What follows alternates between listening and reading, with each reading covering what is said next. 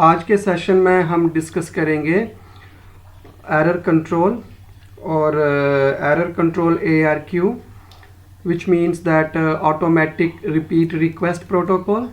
और ये जो प्रोटोकॉल है it actually implements the retransmission of the frames from the sender side. So to start with the introduction part, first of all why there is an automatic request for the retransmission of the data.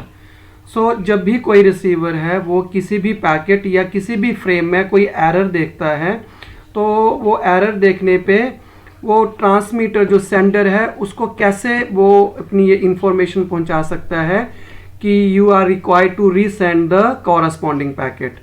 So ऐसा system that automatically request the retransmission of any missing packet और ऐसा कोई भी packet जिसमें कोई error आ गया है, ऐसे सिस्टम को हम बोलते हैं ऑटोमेटिक रिपीट रिक्वेस्ट सिस्टम। और जो ARQ प्रोटोकॉल है उसमें जो रिसीव्ड फ्रेम्स हैं जिनमें कोई एरर है they are again रीट्रांसमिटेड।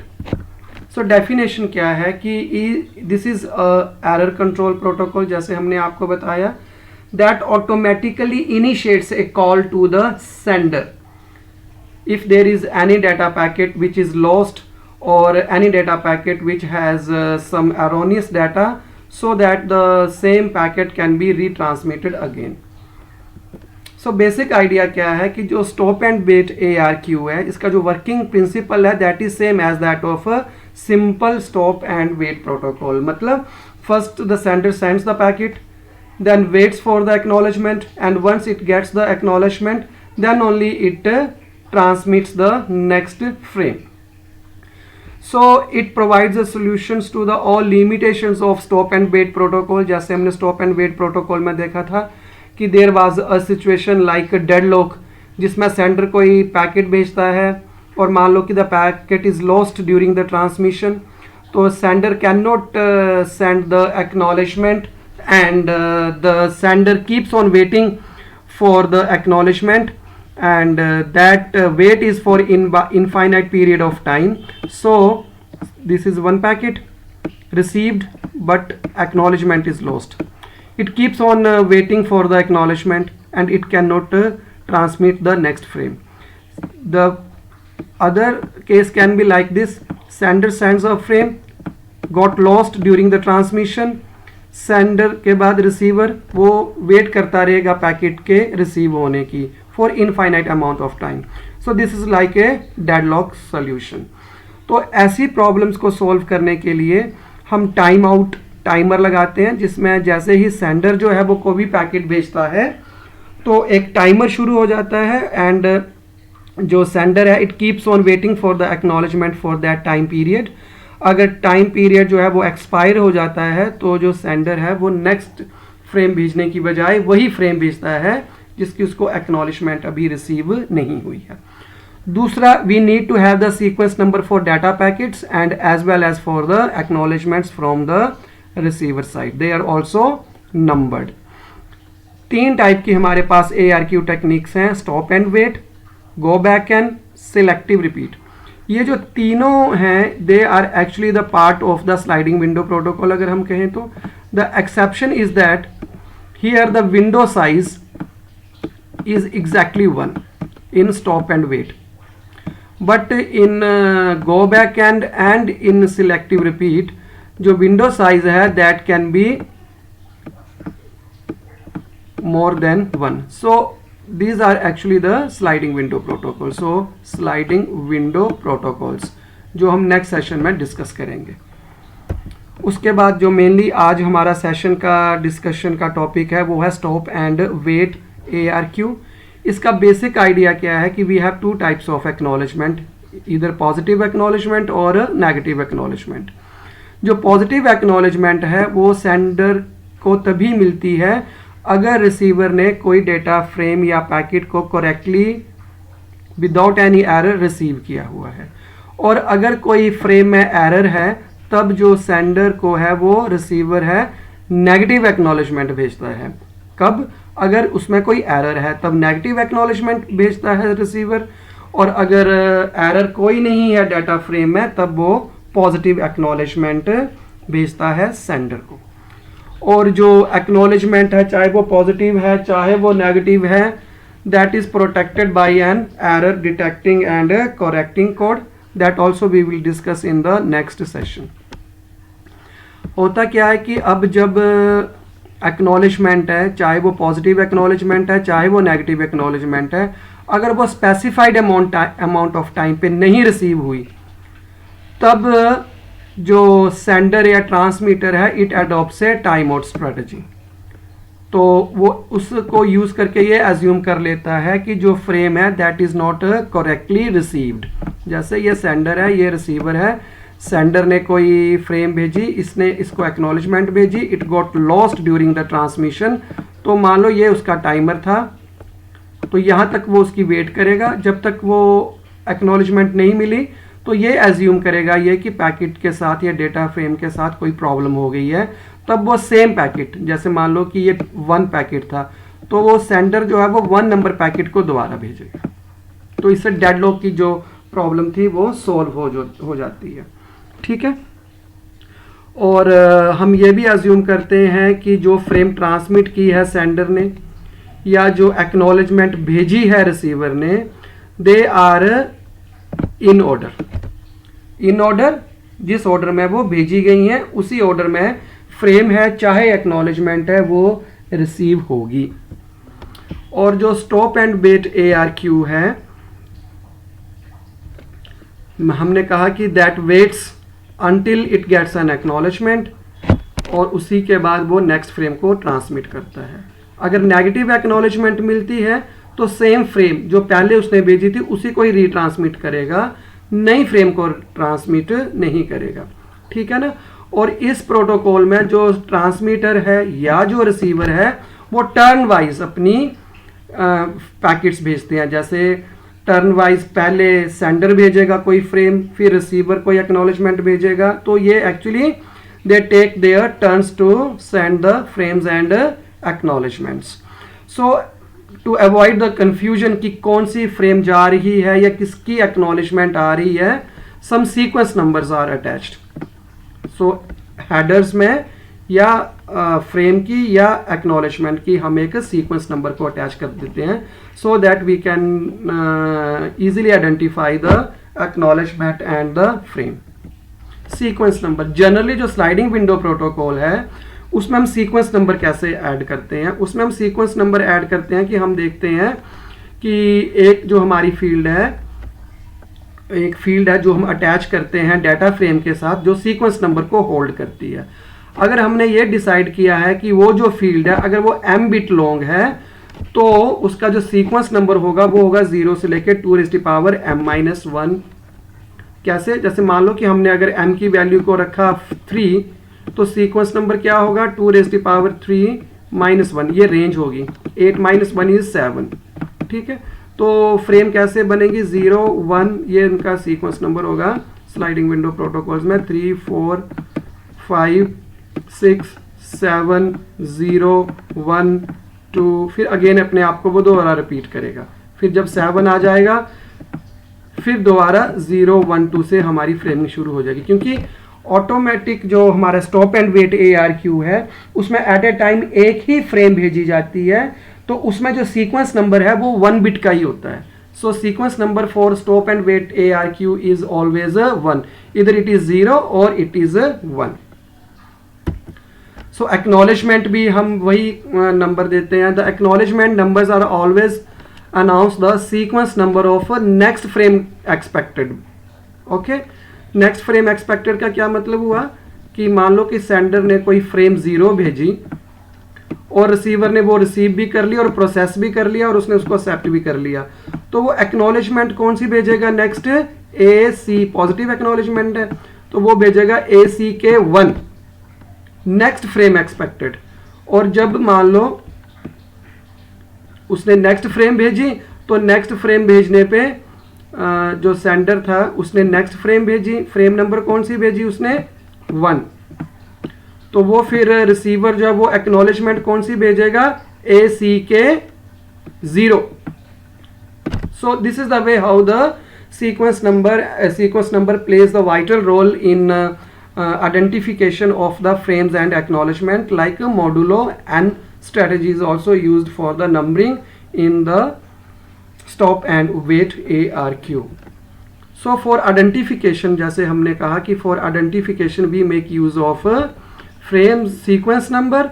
So they are जो data frames और acknowledgement, they are numbered alternatively either 0 और 1, क्योंकि यहाँ पे sequence number की जो है वो 1 बिट का ही होता है. तो sequence number अगर 1 बिट का होगा तो उसकी वैल्यू इधर इट इज 0 और इट इज 1. क्यों? क्योंकि जो सेंडर में है उसमें जो कंट्रोल वेरिएबल एस है, एक ही कंट्रोल वेरिएबल है, और जो रिसीवर है उसके पास भी एक बिट का ही कंट्रोल वेरिएबल है. इसी कारण इसकी जो वैल्यू है या 0 हो सकती है या 1 हो सकती है. हम ये भी कह सकते हैं कि जो हमारे पास स्टॉप एंड वेट ARQ है उसका जो विंडो साइज है दैट इज 1. विंडो साइज होता क्या है वो एक्चुअली हम डिटेल में स्लाइडिंग विंडो प्रोटोकॉल तब हम यूज करेंगे. तो हमने जैसे कहा कि सेंडर जो है जैसे भी कोई फ्रेम भेजता है वो एक टाइमर स्टार्ट कर देता है. अगर जो एक्नॉलेजमेंट है वो उस विद इन टाइम लिमिट नहीं पहुंची जो हमने एलोकेट टाइम पीरियड किया हुआ था, तो सेंडर ये अज्यूम कर लेता है कि जो फ्रेम थी दैट वाज लॉस्ट या दैट वाज डैमेज्ड, और वो उसी ही फ्रेम को दोबारा रीसेंड करता है. और receiver send only positive acknowledgement if the frame is intact, मतलब विदाउट एनी एरर.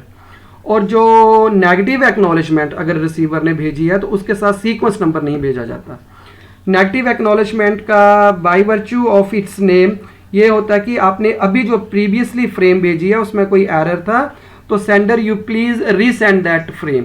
तो इसमें हमें नंबर देने की जरूरत नहीं होती. नंबर हम तभी देते हैं when the receiver is expecting the next frame. So working क्या बताई हमने कि वर्किंग में हमने आपको ये बताया कि जो सेंडर A है मान लो वो सेंड करता है एक डाटा फ्रेम और पैकेट विद सीक्वेंस नंबर 0, और जो रिसीवर मान लो B है, मान लो this is A sender and this is B is the receiver. So it sends acknowledgement with sequence number 1. क्यों? क्योंकि जो A थी उसने फ्रेम कौन सी भेजी? फ्रेम भेजी उसने विद सीक्वेंस नंबर 0. तो जो रिसीवर है वो एक्नॉलेजमेंट भेजेगा with the sequence number 1. So there is only 1 bit sequence number, और उसी के कारण उसकी वैल्यू जो है वो 0 या 1 होती है. और सेंडर और रिसीवर है उनका जो बफर है वो बफर का साइज एक ही होगा फॉर ओनली 1 फ्रेम या ओनली 1 पैकेट. जैसे ये देखिए ये हमारे पास है एक वर्किंग है स्टॉप एंड वेट की. ए ने फ्रेम 0 भेजी, उसने कुछ प्रोसेस किया उसको, ओके, और ये उसका टाइम लाइन है.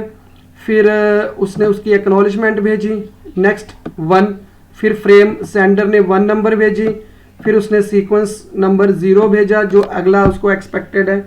तो ऐसे जो है वो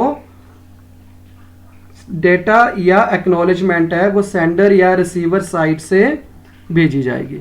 जो आगे की ये स्ट्रेटजी है ये हम कमिंग स्लाइड्स में अभी करते हैं. तो अगली जो है कि जो स्टॉप एंड वेट ARQ है ये सोल्व कैसे प्रॉब्लम करता है जो हमें simple stop and wait protocol में आई थी.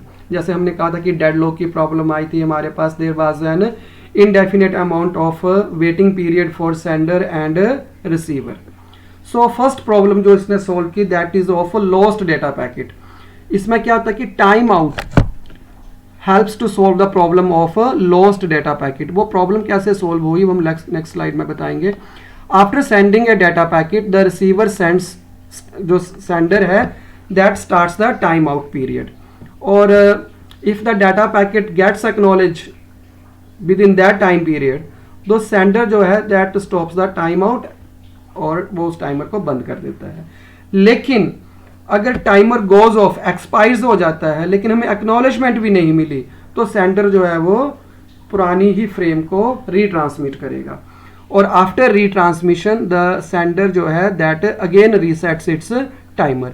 और इसी के कारण है जो डेडलॉक की प्रॉब्लम है that gets solved. This is the how it works actually. Sender ने पैकेट भेजा 0, and during its transmission it got lost. तो अगर रिसीवर ने वो पैकेट रिसीव ही नहीं किया तो it means it can not send the acknowledgement. अब वो डेडलॉक की प्रॉब्लम कैसे सॉल्व होगी कि जो सेंडर है वो इतने टाइम पीरियड वेट करेगा एक्नॉलेजमेंट की। अब क्योंकि इतने टाइम पीरियड पे सेंडर को कोई एक्नॉलेजमेंट नहीं मिली है, तो जो सेंडर है वो उसी ही पैकेट को, सेम पैकेट, ये वाले पैकेट को द्वारा जो है वो रीट्रांसमिट कर देगा। So this is the way how this deadlock problem is solved by making use of time out strategy. अगली प्रॉब्लम जो आ सकती है वो है लॉस्ट एक्नॉलेजमेंट। मतलब सेंडर ने एक फ्रेम भेजी, रिसीवर ने वो रिसीव भी की, करेक्ट भी थी, उसने एक्नॉलेजमेंट भी प्रॉपर भेज दी, लेकिन अब क्या हुआ कि acknowledgement got lost during the transmission. तो उस वक्त हम क्या करते हैं, हम इसको समझाएं कि सेंडर ने हमारे पास, सेंडर ने कोई पैकेट भेजा 0, इसने इसको रिसीव किया, करेक्ट था, कोई एरर नहीं था इसने, तो ऑब्वियसली इसने इसकी एक्नॉलेजमेंट भेज दी नेक्स्ट फ्रेम की जो उसको एक्सपेक्टेड है। लेकिन जैसे ही उसने एक्नॉलेजमेंट भेजी ये पहुंची ही नहीं रिसीवर सेंडर तक एंड इट गॉट लॉस्ट। तो ऑब्वियसली वो क्या करेगा, वो इतने टाइम तो पहले वेट करेगा ही करेगा। इतना टाइम जब वेट करके वो इसी ही पैकेट को द्वारा रीट्रांसमिट करेगा। ठीक है, तो जो रिसीवर है उसने तो ये पैकेट पहले ही रिसीव कर लिया हुआ है, पैकेट 0, तो वो क्या करता है, वो उस पैकेट को डिस्कार्ड कर देता है, नहीं तो उसके पास डुप्लीकेसी ऑफ पैकेट्स हो जाएगी, और वो दोबारा जो उसने एक्नॉलेजमेंट 1 भेजी थी वो रीसेंड करेगा सेम एक्नॉलेजमेंट। तो वो एक्नॉलेजमेंट 1 भेजेगा, और अगर वो एक्नॉलेजमेंट रिसीवर के पास पहुंच गई तभी जो है वो सेंडर है वो कौन सा पैकेट भेजेगा, नेक्स्ट पैकेट 1, क्योंकि उसकी एक्नॉलेजमेंट क्या है 1। इस 1 का यही मतलब होता है कि next frame that is expected by the receiver. The problem of delayed acknowledgement, क्योंकि अब क्या हुआ कि जो सेंडर है उसने पैकेट भेजा, पैकेट करेक्टली रिसीव हुआ, उसने एक्नॉलेजमेंट भी प्रॉपर भेज दी, और जो एक्नॉलेजमेंट है वो रास्ते में कहीं खो भी नहीं गई, लेकिन वो किसी लिंक की स्पीड कम थी या कंजेशन बहुत थी, उस कारण वो थोड़ी लेट हो गई। उस लेट होने को, वो प्रॉब्लम को कैसे सॉल्व करेगा, सेंडर पहले तो इतना टाइम आउट पे वेट करेगा, वेट करने पे उसको एक्नॉलेजमेंट मिली नहीं है because it got delayed during the transmission. तो वो क्या करेगा सेंडर जो है वो ऑब्वियसली इस पैकेट को द्वारा रीट्रांसमिट कर देगा। ठीक है ना, तो उसके पास तो वो पैकेट पहले पहुंच चुका हुआ था, तो वो क्या करेगा, वो तो उसको डिस्कार्ड कर देगा, तो वो दोबारा क्या भेजेगा, रीसेंड क्या करेगा, एक्नॉलेजमेंट 1 कि मुझे तो नेक्स्ट फ्रेम चाहिए, ये जो आपने फ्रेम भेजी है ये मेरे पास ऑलरेडी है, और यहाँ पे उसको एक्नॉलेजमेंट मिल भी गई उसकी। लेकिन उससे पहले, उससे थोड़ी टाइम पहले जो डिलेड एक्नॉलेजमेंट थी वो भी रिसीवर को पहुंच गई थी। ठीक है, इस एक्नॉलेजमेंट के पहुंचने से पहले वो जो डिले हो गई थी किसी कारण से, वो भी रिसीवर की जो एक्नॉलेजमेंट थी वो सेंडर ने रिसीव कर ली थी। तो फिर क्या करेगा, जो सेंडर है वो नेक्स्ट पैकेट भेज देगा, और क्योंकि ये पैकेट भेजने के बाद एक्नॉलेजमेंट मिली है उसको, तो वो उस एक्नॉलेजमेंट को डिस्कार्ड कर देगा। So this is the way how the problem of delayed acknowledgement is also resolved. So अगर कोई डैमेज्ड पैकेट है, तो हमने कहा कि जब भी कोई डैमेज्ड पैकेट है तो उसके साथ हम सीक्वेंस नंबर नहीं लेते। नेगेटिव एक्नॉलेजमेंट का मतलब ही यही है कि जो आपने लास्ट हम मुझे फ्रेम भेजी है उस फ्रेम को आप दोबारा भेजो। देखिए पैकेट 0 भेजा, गेट्स करप्टेड, कोई एरर आ गया ना, मतलब वो ड्यूरिंग द ट्रांसमिशन कहीं लॉस हुआ उसका, लेकिन कोई एरोनियस डाटा आ गया उसके अंदर, एरर करेक्शन था, तो डिटेक्शन किया उसने, तो उसने देखा कि इस फ्रेम में कोई एरर है, तो वो क्या भेजेगा, उसकी एक नेगेटिव एक्नॉलेजमेंट भेज देगा रिसीवर। तो नेगेटिव एक्नॉलेजमेंट के साथ हमें सीक्वेंस नंबर लगाने की ज़रूरत नहीं होती। तो जैसे ही नेगेटिव एक्नॉलेजमेंट जो है वो सेंडर रिसीव करेगा, वो सेम पैकेट को, इस पैकेट को दोबारा भेज देगा, क्योंकि पहले जो उस पैकेट में कोई एरर डाटा था। सो this is the way how the problem of damaged packet can also be solved, and these are some of the differences between the simple stop and wait protocol।